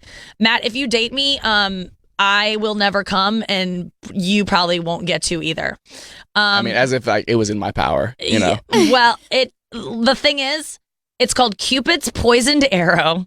It's a book, and I want you to listen to the podcast. My listeners have been hearing me talk about this book for so long now, and there is a podcast. I can't find it right now on my phone. Noah, could you tell me what the name of that podcast is that talks about this issue and that I want to send all my listeners to go listen to? Orgasms are ruining our lives, basically. It makes men want to fucking run away from whoever they just came inside or came with. And it makes women anxious and depressed in either the moments after. 10% of women cry after orgasms because they're depressed, or up to 2 weeks. It stays with you. And it makes sense because in this podcast they talk about, it's called Humans in Love is the name of the podcast. And you can just search Cupid's Poisoned Arrow in any of your podcast search engines. And it's in episode 27 of Humans in Love. And it talks to the author of this book, Cupid's Poisoned Arrow. And it pretty much says that like the flood of whatever floods your brain when you have an orgasm is like the same as doing a drug. It's like, and it's causing us to it's like doing ecstasy. Yeah. And like you get depressed after ecstasy, and you shouldn't do ecstasy all the time, or maybe ever. Right. And sometimes. I don't want to mess with that shit because I feel like it'll throw me into a depression that I just can't get out I've of. already done it too much to ever do it again. Yeah. And it's caused my depression, but I do think that the memories that I made in that sweaty warehouse rave will last me a lifetime, so I'm okay. The holes that you made in your brain that day. That was worth it. So totally worth it. This depression now. No. Have you ever had sex like on ecstasy though? No, I've never done ecstasy. Amazing. Interesting. But Amazing, but you do fall in love with the person, so right. You got to choose wisely. But there's really something to this whole no orgasming thing. You hold on to your chi. It's like boxers before they fight. They don't come. MMA fighters, they're not fucking coming before their big thing. I think I'm going to just come like twice a year. Twice? Christmas. and the day after Christmas. Christmas and Boxing Day. Clearing my schedule. No, you could listen. This is not about not having sex. You're gonna have great sex. You just don't come. Right. You edge, right? I guess it's edging, but Push it like until you're almost gonna come. yes, For but both of us? So like what I'm talking about in yoga, I almost get that. Like just getting the flow of blood pulsing, but then not letting it release. yes. Because yes. that blood pulsing, guess what? It's also going to your brain, and that's what why creates it is, right? bonding between two people. Like everything that leads up to your orgasm is what connects two people, and then the orgasm signifies the end of a relationship between two humans. Because Matt, just to talk you through this, I've said this to my listeners a million times this week, but an orgasm back when we were like cave people, I'm just using that term lightly, but like biologically, orgasm symbolized the end of a relationship between two human beings. There wasn't like mating for life back when we were in tribes. Mm-hmm. You would come and then you would go fuck something right away because the harsh winter is coming and you need to make as many babies as possible because babies don't survive. So you need to make you need to have like 1,000 babies. So like 2% of those are going to survive. So the idea of fucking a woman and coming in her and then wanting to come in her again at any point, which you can't make something pregnant twice. Mm-hmm. So there's literally no biological reason for you to want to come with a woman twice. So my new thing is, to keep, not to keep a man, but to keep the lust and the romance and the desire and the fucking hunger for each other alive, never come. What do you think about that? I think I'd get nothing done with my day. Really? I would just be like, what do I have to do to come? Like, but coming is not like, it's not like eating. You can still live without coming. You'd probably have nocturnal emissions, which happens. Like a lot of girls come when they're sleeping. I've done it before too, but you'll still feel the effects of like depression afterwards. It just gets guys so riled up. Like, I mean, blue balls obviously isn't like a for real physical thing. I love thing. a riled up guy. I only want guys that are dying to come. That's all I want is like guys that are so turned on and they like would do anything to come and then they don't get to. I've stayed up until like 8 a.m. multiple nights in a row because a girl is like so like about to fuck me that I'm like, oh, I bet if I stay here and up, like she'll maybe right and just fucking never. And then 9 a.m. comes around and I just have to go home and do it myself. So it's like, you have a been in coke bed. problem. Yeah. Oh, so yes, Stay up till 9 a.m. Oh, so you mean like you're hanging out with a girl and you're like sleeping over and like she might like you're at her place or something? Yeah. And then as soon as she leaves, yeah, you can just go jerk off. Well, she's 40 years old. Of course she's got a place. She's got a house. Pool in the back. Ouch.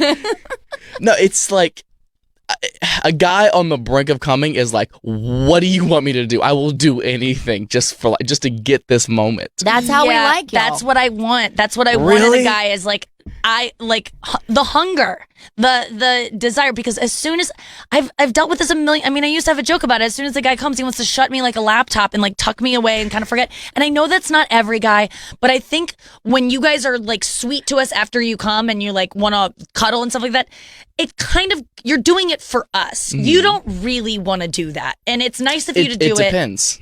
And that's the thing about being 24 also is like, I'm starving all the time. So like, even after I eat, I'm still like, yeah, that's a good point. I'm like, what's the next course? Well, I think that for me though, you can whatever man I end up in a relationship with, they can do what they want. I'm not gonna like, I will try to make them not come, but if they come, whatever, it's their own body, it's their choice.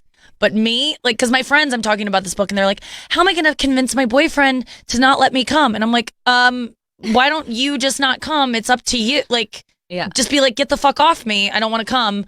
And by the way, this is all feeding into what I'm already turned on by, which is guys that haven't come yet. That are like, just like, they'll do anything you say because they just want to come. That's why I'm working on this whole bit about how, why do I want every man to want to fuck me? And it's like, because when a guy is turned on, they are dumb and they're weaker and they'll do what you say. and you can steal from them. Yeah. Such a power move. It's it's the one position of power you have as a woman. When a guy wants to fuck you, you can like get away with a lot more. And I don't mean that like you can actually like steal from him, but like they're weakened, and men are so strong that I want them to be a little bit weakened so women can get ahead. Yeah. And so I don't want you to come. I always want to have the advantage. I want to be able to control you a little bit. It definitely is about control. Yeah. But I also am very like all the porn I watch is girls like being told they can't come. So like this is already feeding into what I'm already into. But if it's Christmas, you want him to say, "Go ahead, girl." I have to spend Christmas with my family though. I'm flying back from Cabo. You gotta come on your birthday. It should be your birthday and like New Year's Eve. No, because this is the thing. Women get depressed after they come. They really do. In the 2 weeks after an orgasm, and I know that everyone's like, "Well, I'm having lots of orgasms for 2 weeks." Yeah, and you never catch up. You're actually having orgasms to satiate the depression that is caused by the last orgasm. It's like cigarettes. But so if you don't come, you don't have depression that you don't have to treat with orgasms. I haven't come in months. But do women, does the book say if women biologically need it to come? Don't we need to come every so often? No. There's no reason. I mean, there is a reason for it because when you come, you make loud noises, which signifies the other monkeys in the jungle to come fuck you because you're fertile and you need as much jizz in you as possible. So that's why we have loud orgasms. That's why women scream. It's because we were in the jungle at one point and we needed to alert other men like, hey, I'm ovulating right now. This guy just fucked me. I'm ready to be fucked some more. But it wasn't about the same guy fucking you again. Right. Different. And mix it up. And you want different in you so that every man feels obligated to raise whatever baby you push out. Because they don't know if it could be theirs. Yes. Oh my God, that's wild. I don't know why we feel the physical effects of an orgasm. Like, I know that's why we scream, or that's what, biologists think why we scream and are loud during sex. But I don't know why but I don't feel the need to. I mean, I didn't come until I was like fucking 21. 20 was the first time I ever had an orgasm. Yeah. And then it wasn't again until 24. And then it wasn't again until like my late 20s. It's like, I'm not someone who like needs to. And honestly, I think it's why I'm so successful. Yeah, I do too.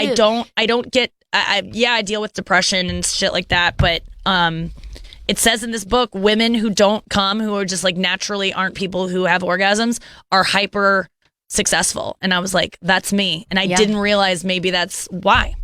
God, it's so opposite.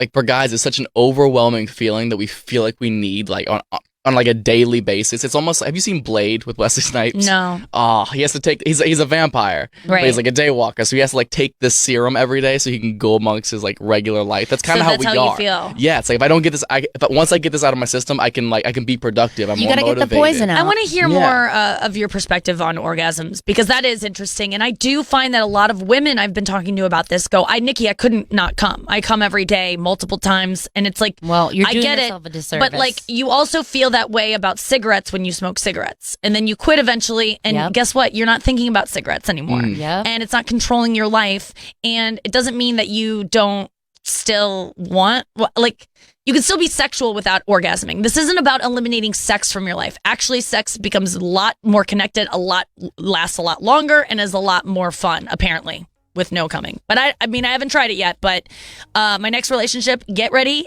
to not come. I'm going to be alone forever. Let's talk about Burlington. We got to go to break. Matt Rife is here. Carlisle Forrester is here. Hurry into Burlington store for their newest boots and handbags. What's hot right now? Fashion and casual booties in every style and color imaginable. Go wild with the coolest patterns and animal prints. The big shade for the season? What's the big shade, you guys? What do you think it is? You're in fashion, Matt. What do you think the color for the season is? Like camo green. Okay, wrong. What do you think it is? I don't know. You just pick a fucking color. Orange. Well, closer. It's deep red, and Burlington has tons of rich reds everywhere. And when it comes to handbags, it's all about logos, logos, logos. Don't wait. New looks are landing now. Fall for it all at up to 60% off other retailers' prices every day at Burlington. Style for everyone. We'll be back with more show after this.